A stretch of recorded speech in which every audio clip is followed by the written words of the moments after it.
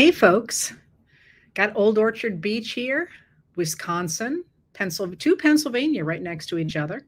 New Zealand. What time is it in New Zealand right now? Ventura, California. Chicago.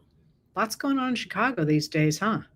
Fishers, Indiana. Indiana's got a lot going on too. Amelia Island, Florida. I used to have a friend there.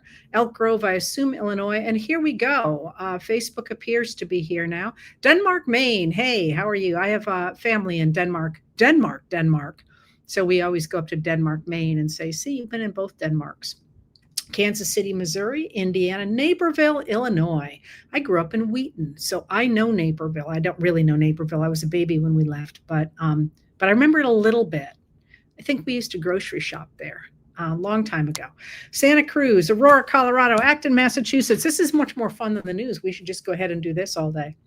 Anyway, there's a lot to cover today because this has been an extraordinarily unsettled week. Buddy and I were just out for a walk, and I was saying, it really feels like it ought to be Friday, and it's not. It's only Thursday, and I think partly that's because we're on this stupid. I don't know if it's daylight savings time or not daylight savings time, but it gets dark at 4. Whatever, or 4:30, whatever that means here in Maine, and that always throws me off of everything as well. So there's a lot going on, but let me start to unpack a lot of that, because I think I'm going to throw a lot of detail at you today, because what we are seeing, I think, is a really dramatic rethinking of the American political situation in this moment, but also of the American political parties. Now, we do this periodically in American history. And I'm going to walk you through a little of this because at some level, I think people are both missing the big picture, but also paying too much attention to the little details of it in the scheme of things. But let's start with what happened on Tuesday. Now, if you remember, I talked to you Tuesday, those of you who are here on Tuesday, and said, no matter what happens, we're going to get up the next day and continue. And to that I hold. We're going to do that. But what happened on Tuesday was a dramatic blowout for the Democrats. And it was not only in a few key races, and it was not only in Democratic dominated states, which is what a lot of Republicans are trying to say right now. It was all across the country. It was from the smallest races in towns to the really dramatic races like the governorship of New Jersey and of Virginia, and the retention of 3 Supreme Court seats in Pennsylvania, and the California's Proposition 50, which passed by a margin of almost 2-1, Maine retaining its right to absentee voting. I mean, it was just everywhere. And that's really significant in a number of different ways. So it's significant, first of all, and what people are paying attention to is it's significant in its rebuke of the Trump administration. Because if you remember, the Trump administration took office with fewer than half of American voters having supported it. Trump won the election, but that's because the vote was divided. I mean, I don't mean to suggest if there had not been third-party people that it might not have gone the same way it did. You don't really know because of, if you have lots of people voting third party, you don't know which way they would have jumped if those people hadn't been in the race. They might have voted for Vice President Kamala Harris. They might have voted for Trump. We don't know that. But we do know that more people voted for somebody other than Trump than voted for him. And yet, despite that, normally when a politician takes office knowing that the support there has just been fractional, what they try and do is they try and reach out to people on the other side and say, I'm going to represent you even though you didn't vote for me. I'm proud to do it, and so on and so forth. There's kind of a pattern to it, and you saw it last week in the victory speech by Zohran Mamdani of the New York City mayoral race. His speech was really pretty classic. I barely squeaked over the finish line here. Therefore, I am going to include everybody going forward. And I could go through a whole bunch of races like that where you have seen that. But Trump did not do that. What they said from the beginning was that they had a mandate to do whatever they wanted.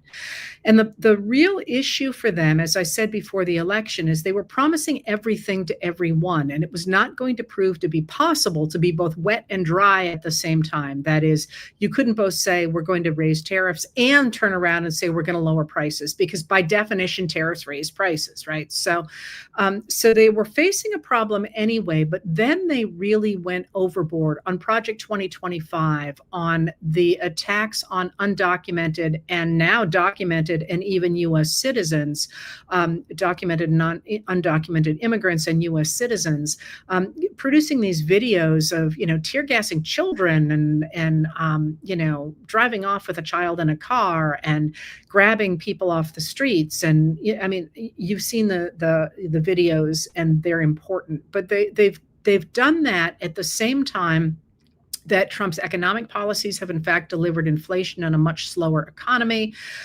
People don't like the deportations that they're seeing. They don't like the attacks that they're seeing. They didn't like the cuts to the government that we got from the Department of Government Efficiency, and then later on from Russell Vought at the Office of Management and Budget.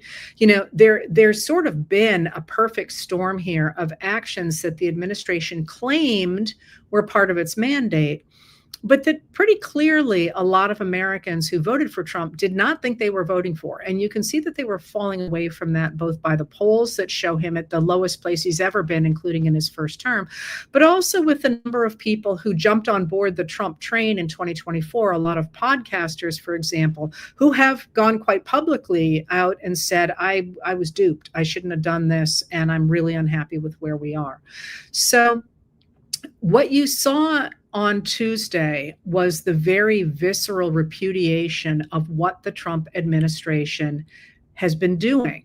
And in the districts that went by far more points than people expected them to toward the Democrats, what you saw actually was not just Democrats voting, not just Republicans voting for Democrats, but even MAGA crossing the line and saying we're going to vote against the Trump administration. And I want to talk, before I talk about what that's going to mean, because that's the first way in which that election was important, I want to really call out what happened there, because I'm not sure enough people are calling it out. So yes, people were mad and all the things I just talked about. But what I think we saw on Tuesday was the fruits of what you all are doing. People showing up at the local level. They're showing up and they're running for office for school board. They're showing up and they're running for town offices. They're making it clear to people why a state Supreme Court race matters. They're making sure people have good information. And this is what has been missing in the United States now for decades. Grassroots movements that truly inform people of what is happening, and the information that you can get from nonpartisan producers to say, hey, look, this is what's really going on. And that grasping of our democracy by ordinary people, I think, is what you saw. And that's something, by the way, that the radical right developed in the 1960s and really ran with. So they could do things like get someone like Rush Limbaugh to get his followers to go complain about something, and it would look as if it were a really popular plan, when in fact it wasn't. But there was nothing comparable on the Democratic side. And certainly not on the left side, which is different than the Democrats. And I think you're starting to see that now, because there are so many people now working to get out the message of what's really going on in our government. And I'm really proud of that. It was really, people did it. That was ordinary people carrying the weight of democracy. And that's the second way in which what happened on Tuesday is really, really important, because it shows a dramatic shift in who is getting involved in politics and where they are getting their information, so that they understand things like what's going on with the Supplemental Nutrition Assistance Program, about which I'll tell you more in a little bit. They understand what's going on, and they see how to push back against it. And that's something that we haven't seen in our politics for a very long time indeed. I would say probably in the way that it seems to be developing now since the second civil rights movement, since the 1960s. And that's a really, really big deal. So you have both the short term, Trump's in trouble, and the longer term, we're seeing a really big change here. And then there's a third change related probably to both, but certainly to the second. And that's a generational change where, and this has nothing to do with anything that you might be suspecting I mean by this. Often you get a period, not often, occasionally you get a period in American history where one generation, for one reason or another, has had an outsized influence on politics. And there comes a time when they move off stage, either because they're older, either, the world has changed, whatever. And when that happens, new voices arise. And when those new voices arise, they begin to articulate a new kind of politics. And I think we're absolutely seeing that. And we're seeing that in this moment where you're getting all these new voices and they're talking about American issues really differently than my generation did. Now, one of the things that you've seen with that over especially this election, but you've seen it over the last year or so, lots of people are picking their favorites and they're attacking others and they're saying, well, I can't put up with that character because of X and I can't put up with that person because of Y, but boy, this character is the best person ever. And I would caution you against doing that, in the sense that what we're seeing right now are new ideas. They're new people, they're new ideas, and maybe they're going to end up changing the world, and maybe in a year you will not remember their names. What's important right now is not the individuals, it's their ideas. It's what they're throwing into the mix. And as they throw those ideas into the mix, you're going to see people start to articulate them in ways that resonate with more and more people. And that's when you can start picking whoever your person is. That person might be out there, but before you start thinking about who's going to walk off with a movement or who's going to walk off with a presidency, we still have 3 full years to go before we have to pick a president. And we're not really going to start to winnow down who those characters are going to be for at least a year. And, every time I see one of these freaking articles about, so-and-so is positioning themselves for the presidency, it's like, stop it. Just stop it. That comes from a book that came out in the 1960s with the idea that you can't be a president unless, your great-great-grandfather, I'm exaggerating, but, that it takes years and years and years and years and years and years and years. And we got to prep, we got to have the right attorney general. We got, that's a genre. That's a system that drives the news. We don't have to pay attention to that. And I would urge you at this point not to worry overwhelmingly about whether your guy got in or your guy didn't get in. And, whether some people are freaking out about the new New York City mayor, Mamdani,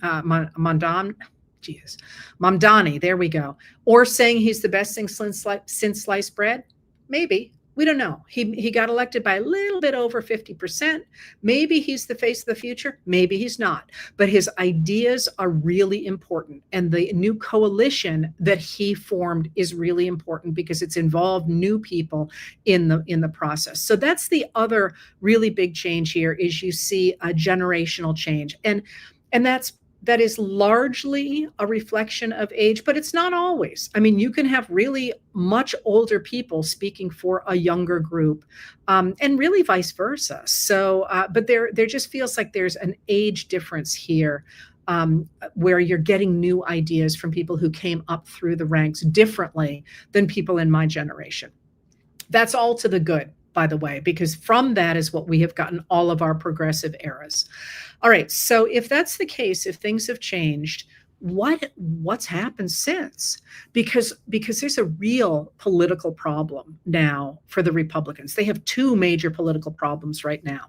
One I've talked about before and may not have time to talk about again today, and that's the rise of Nazi language and admiration for Adolf Hitler within the youth in their movement. And this is causing a dramatic split between the establishment Republicans who want tax cuts and deregulation and are happy to play footsie with people who want cultural and social hierarchies reestablished, but they didn't want to go full Nazi. and they're pushing back against that other group, and that's splitting the movement, the Republicans, pretty dramatically right now. If you're watching the Federalist Society, people are quitting, people are threatening to fire people. One person got fired, and there's this big fight about should the Republican Party try and incorporate the Nick Fuenteses, the Groypers, the far right white nationalists, or should they push those people out? And they kind of need them for votes. So who knows what's going to happen there. But the other way in which the Republicans are in a real, what my mother would have called a mel of a hess right now, is that, remember all that redistricting they did in places like Texas? In order to redistrict Texas, to turn 5 Democratic-dominated districts into Republican-dominated districts, they had to weaken Republican districts. That seemed like a lovely idea when they could rely on the 2024 coalition Trump had hammered together, which relied very heavily on Hispanic voters who had shifted toward Trump in 2024. Tuesday's election showed that Hispanic voters have not only turned back to where they were before Trump nailed that coalition together, they have turned against him even more than they were against him in 2020, likely because of the deportations.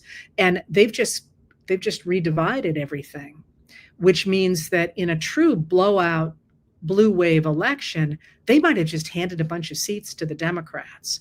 And if you don't think they're nervous about that right now, you want to look at what they're starting to say about the other redistricting plans they had in mind, where already states are saying, maybe that wasn't said, maybe we don't really want to do that. So they've got that problem right there.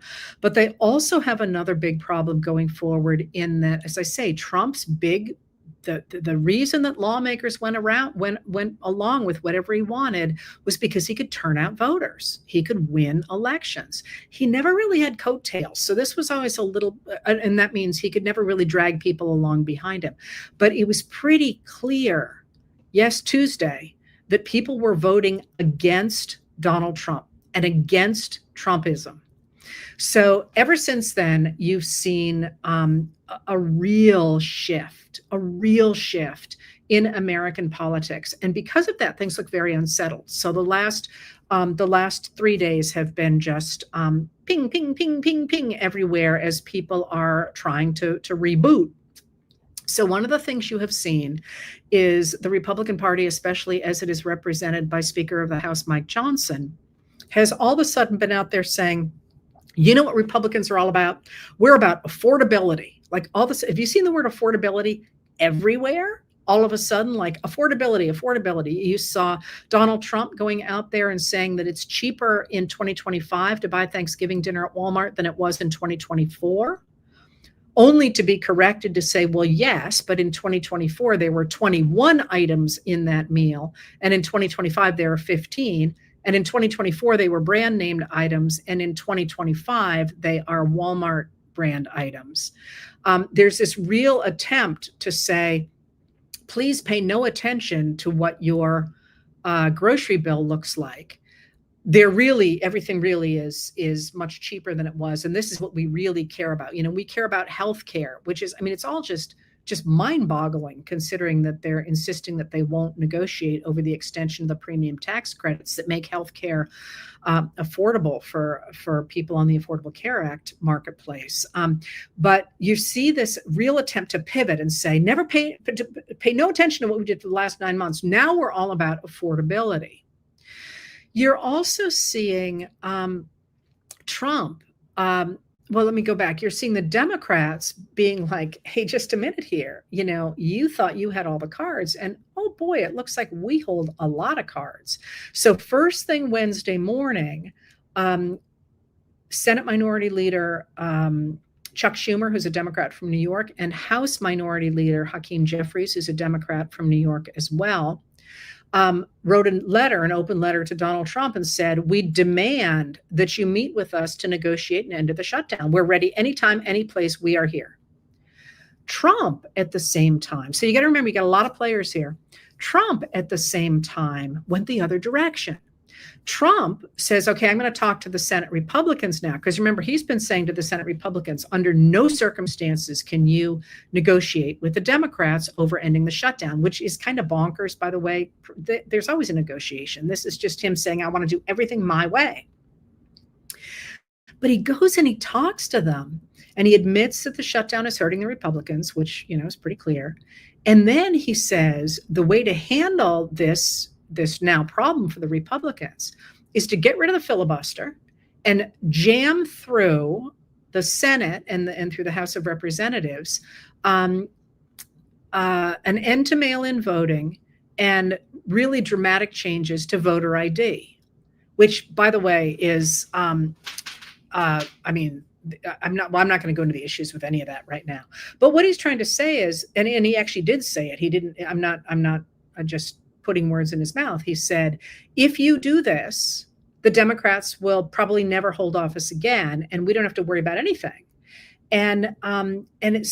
While the Republican leadership that is not in the White House is like, oopsie poopsie, we got a problem here. We got to figure out ways to reattract voters by saying we care about affordability. He's saying, screw them all. Just get rid of Democratic voters and we don't have to worry about anything. In other words, he's saying, give me more power and we'll take care of this whole problem. But if you're a Republican senator, are you going to put your eggs in that basket? And the answer to that was clear immediately after it, when Mitch McConnell, who does not usually talk to reporters in the hallway, and who recently, when he tried to do, when he actually fell over, said to a Bloomberg News reporter, we're not going to do it. They didn't even discuss it. He just said, not happening. And I will, somebody asked if I'd give you the history of the filibuster again. I will sometime, but probably not. Well, probably not today, because there's so much else to cover. But I have talked about it a lot before. So if you really care, you can go look in old videos, but I'll be happy to do it again soon. In fact, I should do an explainer on one of those. Anyway, so all of a sudden you've got a recognition in the Republican Party that there's a real problem. And you've got Trump all of a sudden looking like a lame duck, looking like, he's not going to continue to be powerful. And yesterday, which was Wednesday, you could see the palpable fear, I think, on his part, when in the course of a little over 3 hours, he posted on social media more than 33 times, or more than 30 times, I think it was 33 times, and posted these videos that were essentially seemed to be him reading his posts from social media, but had to be repeatedly cut, and he's slurring his words, and it was not a good performance. On the same day that the sheets of paper, what seemed to be sheets of paper, appeared to have the words Oval Office written on them outside the Oval Office, which people recognize pretty quickly as a technique to make sure people who are having memory issues can remember where to go. And then he gave a speech in which he complained about how many refugees had come to Miami from South Africa. And then he kind of riffed on that for a while. I mean, he really didn't look good. And then he had some problems today as well. One of which was I'm not sure that there was a medical emergency in the Oval Office, and that stuff just happens everywhere. I mean, it just happens. And my best to whomever the person was. He was a drug executive, I guess. And by the way, the White House is a very, very, very good medical team and medical services and all that. So if you're going to have a medical emergency, it's not a terrible place to do it. But what was really interesting about that was that Trump had really not been paying attention to what was going on. He'd been kind of slumped in his chair. And when the emergency happened, he just seemed a little out of it. And I posted on my Facebook page an image that a reporter took. He was the last person out of the room. There's actually a video of him taking the picture, because Trump had stood there looking at the emergency. I mean, there's nothing he could do about it, right?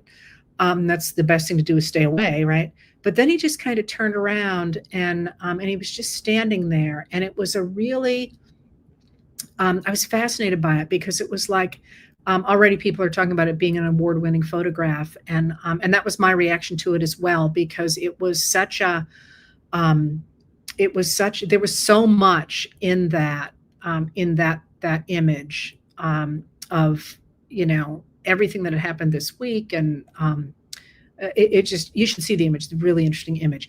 So you got that going on. If you're a Republican lawmaker, are you going to tie yourself to that?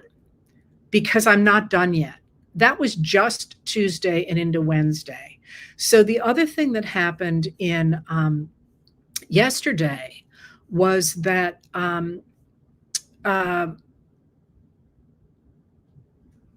the as the administration is trying to talk about, now it's going to focus on affordability and Thanksgiving's going to be cheaper and all that. A new jobs report came out today showing that the nation has there have been 1.1 million layoffs since Trump took office, or since the beginning of 2025. And of course, we're not at the end of the year yet, which is the kind of numbers that look quite bad. And then we also got yesterday, the Supreme Court took on Trump's tariffs. And that's really important because, for many reasons, but in terms of Trump's power, it's important because the tariffs are his signature economic issue. And the Constitution gives Congress alone the power to manage tariffs, but Trump took that power, or claimed that power, under the International Economic, IEEPA, International Economic,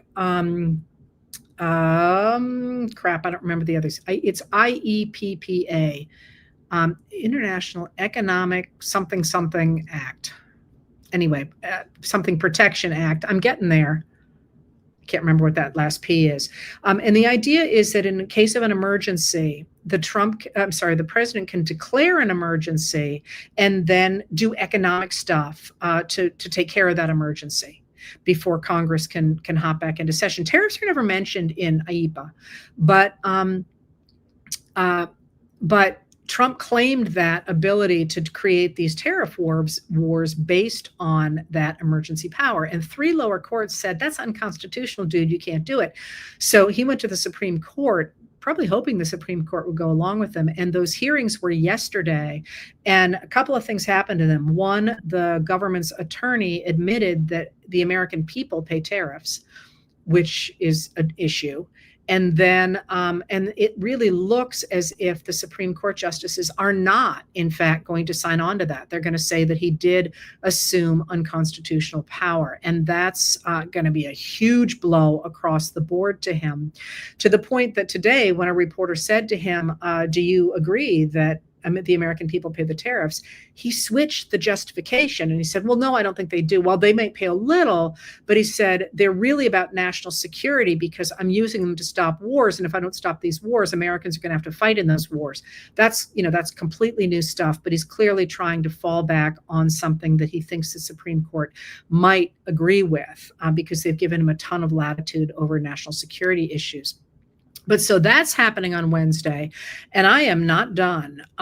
The Secretary of Transportation, Sean Duffy, has said that because of the shutdown, that as of tomorrow, the administration is going to have to draw back dramatically how many flights it permits to travel, just for safety reasons. More power to them, by the way. I'm all for air safety, but it is a really bad time for that to be happening in the lead up to the busiest travel week of the year, which is Thanksgiving week. And then we've also got a number of court cases going on all this week. And the one that people have been paying some attention to, or I guess maybe all of them they've been paying attention to, but one is the case of a guy named Sean Dunn, who is a young man who was a paralegal at the Department of Justice, and who threw a sandwich at a federal officer. And the Department of Justice determined to try to make that literally a federal crime, and a grand jury would not return a verdict or not return an indictment of that it was assault. So they went forward with something they didn't need a grand jury indictment for, which was a misdemeanor charge, which carries up to a year in jail. But that went to trial this week. There was jury selection on Monday, and the trial was Tuesday, Wednesday, and it ended this afternoon, or the verdict was this afternoon. And the administration just looked idiotic. That is, the person who caught the thing in his chest, he had a bulletproof vest on, and he claimed that it had exploded on his front, but then there's pictures of it still in its wrapper. And it just looked idiotic. It really did. And people were making all these puns. Even I got in on the pun game, right? And I'm not really very good at puns. And then so it just looked incredibly stupid. And then this afternoon, the jury acquitted the young man of the misdemeanor charge of what was it? It was what they said was he had thrown a sandwich. What the government said is he had thrown a sandwich, and I kid you not, they said he had thrown it at point blank range. And the testimony was the guy who got hit by the sandwich. His friends kept teasing him and gave him plushies that he kept in his office about of a sandwich. And I mean, it just did not look good for the federal government. But then there was another one as well, another case as well today, two other cases today. One where in Chicago, where Judge Sarah Ellis has been trying to stop the extremes of the federal agents under Greg Bovino, who are active in what the federal government is calling Operation Midway Blitz. And today she made a sweeping order stopping them from using the tactics they're using, the tear gas, the rubber, the pepper balls, and so on, and came right out and said the federal agents, including Bovino, had lied to her, and that they are deliberately hurting people, and that this is not going to be acceptable any longer.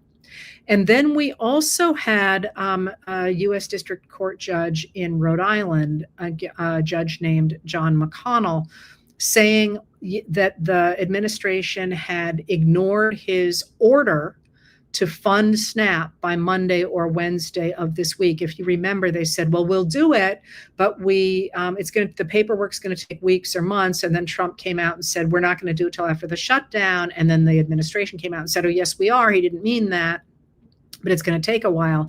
And he came out and said, you deliberately are withholding this money from children, he said, for political reasons. That is unacceptable, and you must fund SNAP in full by tomorrow. That is, send the money to the states for distribution by tomorrow.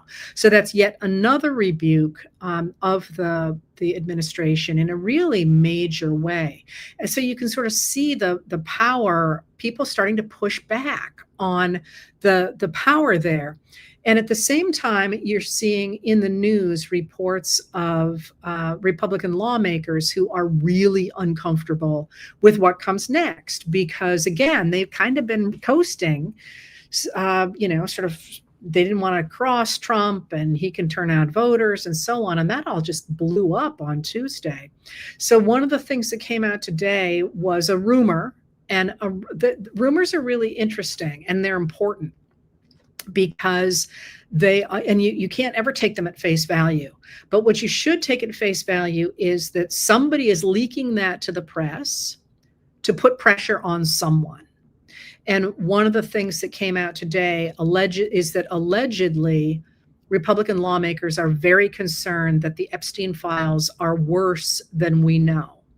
Well, why are they saying that? I mean, why is that going in front of the press right now? Well, they're probably trying to put pressure on Johnson to go ahead and reopen the House and to swear in Adelita Grijalva. He's not doing that because he doesn't want her, at least seems not to be doing it because he doesn't want her to be the final signature on the discharge petition that will require a full vote on the release of the Epstein files.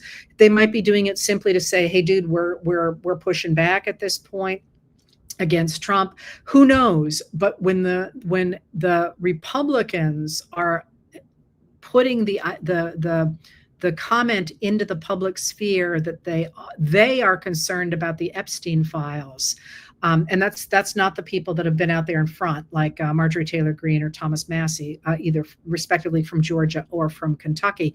These are sort of nameless Republicans. That's important.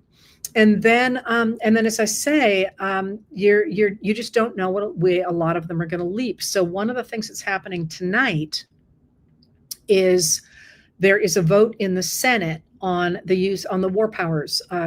Trump's whether or not Trump has authorization to continue these what are seemingly lawless strikes against Venezuela. And in the past, two Republicans jumped to vote with the Democrats to give a vote of 49 against Trump's authorization and 51 votes in favor. But it's going to be really interesting tonight to see what senators do. It's because it's largely a symbolic vote. The House is not going to take it up. And it's going to be really interesting to see if they are willing to continue to support these strikes, which certainly look lawless from the perspective of a number of, including government lawyers, and certainly lawyers who know a lot about the War Powers Act, including Brian Finnegan, who was the War Powers attorney under Trump in his first term and under Obama before that. So watch the Senate tonight and see if they're going to continue to back Trump or if they too are going to start to slide away. All right. So I'm sorry. The other thing I briefly mentioned Marjorie Taylor Greene. She's another fabulous person to watch. And what I mean by that is, again, she is, I am certainly not advocating anybody change their opinions about Marjorie Taylor Greene. I think she too sees that the MAGA Republicans are falling apart. She wanted to run for Senate. Trump wouldn't back her because he said I don't know if he said this, because she was so extreme, she had no chance of winning a Senate seat in Georgia, even in Georgia. And all of a sudden she has been sounding as mainstream as it is possible to sound. Even today, she congratulated former House Speaker Nancy Pelosi on her time as Speaker, because Pelosi announced today that she would not run for re-election. Really interesting timing because right after this dramatic event on Tuesday. But also what you're seeing is a number of Republicans saying, well, she knew that they don't stand a chance in the midterms. Come on, dude, she's 85 years old. This was her leaving exactly on her own terms. And Marjorie Taylor Greene complimented her on her time as House Speaker. And someday I probably will write about Pelosi as House Speaker if I haven't already, because she was one of the all-time greats, one of the most powerful speakers in American history. Whether you liked her or hated her, she used that office in truly impressive ways. House speakers are interesting, and we have really weak House speakers too in our past. Although Mike Johnson's given the worst one a run for his money, I will say that. I don't have time to go more into that right now because I want to end up with people said, how do we keep this momentum going? And here's what I would say to you is I'm going to say the same thing to you now that I said to you on Tuesday. We get up tomorrow and we do the same thing that we have been doing, because it's not about an election. None of this is just about an election. It's about recreating American democracy for the future. And that means continuing to support your community, help out people who are hurting because of the SNAP cuts. And you know what? Even when the SNAP cuts come back, people still need food to eat. And you know what? Talk to the people who are managing food security in your areas and find out what they need and what would be a good thing for people to have. What would be good things for people to have in the going forward into the winter months and into the holidays. And make sure that you are contributing whatever is good for, whatever is your skill set to your community, because that's how we rebuild democracy from the bottom up, which is exactly how it's going to have to be done. Continue to circulate good information about what is really happening out there so that people understand what truly is going on with this shutdown. And, I'm not going to even say who it was, but people are saying all kinds of crap right now about how the Democrats are the party of communists. And I saw the word jihadists. That's just stupid. Like stop with that stuff. And you can push back on that stuff on a person to person level. That's how you convince people. But also continue to stay involved with people at the local level, people at the state level, and people at the national level, talking about things you care about, talking about things that you would like to see change, because you're starting to see pushback. You're starting to see people saying, hey, wait a minute, why are you talking about a ballroom in where the east wing of the White House used to be, when 42 million Americans aren't going to be able to put food on the table? I don't know about you, and this is me speaking personally. I would so much rather my tax dollars go to my neighbors than go to a ballroom or Trump's ally Javier Milei in Argentina. So those sorts of conversations are the ones that we must be having right now. And throw your voice into that conversation and support politicians who say the kinds of things and promise the kinds of things that you care about. Like I say, going forward, they might become the people who our great grandchildren read about in the history books, or people might forget about them altogether. But those voices are important right now because they are helping us to re-envision a new country. And this is always where I talk about the 1850s, and maybe I'll start pushing us into the 1890s because I could do the same thing then, or the 1930s.